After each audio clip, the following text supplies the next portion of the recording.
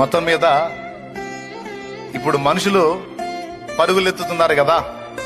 ఒక భార్యను చేసుకున్నాడు, ఒక భార్యతో తృప్తి చెందకుండా తిప్పలు పడతా ఉంటాడు, ఇంకేడన్నా గడ్డి తిందామా అని. ఎందుకంటే దురాశ, తృప్తి ఇది కలగదు. అందుకని ఇంకెక్కడన్నా తవ్వకాలు జరుపుతూ ఉంటాడు కొంతమంది జెంట్స్. అలాగే కొంతమంది స్త్రీలు కూడా అంతే. దేవుడిచ్చిన భర్త ఏదో దేవుడి కృపలో అనుగ్రహించాడని తృప్తి చెందరు. ఈ సైతాన్లు ఉంటారు, పక్కన చేరే సైతాన్లు. నువ్వెక్కడ, మీ ఆయన ఎక్కడ, అసలు అంత నల్లగా ఉన్నాడు, ఆయన ఎట్ట చేసుకున్నావు, అబ్బే ఏమన్నా ఉందా అనగానే దీని మైండ్ పాడైపోయింది. పనికి మళ్ళీ దాని మైండ్ పాడైపోయి వెంటనే దురాలోచనలకు వెళ్ళిపోయి ఆహా నా అందానికి తగ్గవాడు ఎవడని వెతుకుతూ ఉంటది. అది భర్తను కలిగి ఉండి కూడా. దురాశ. నల్లవాడైతేనే తెల్లవాడైతేనే ప్రేమగా చూసుకునే భర్తను దొరికించినందుకు దేవునికి స్తోత్రం అని చెప్పని అలాగే బ్రతికితే బాగుండు, కానీ అంతటితో తృప్తి చెందరు.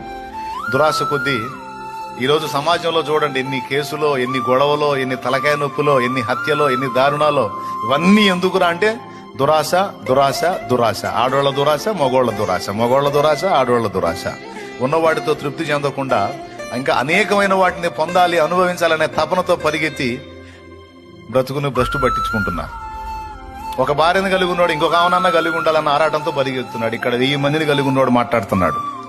దేవునికి స్తోత్రం. ఒరే నువ్వు ఆఫ్టర్ ఆల్ ఇంకొక ఆమె కోసం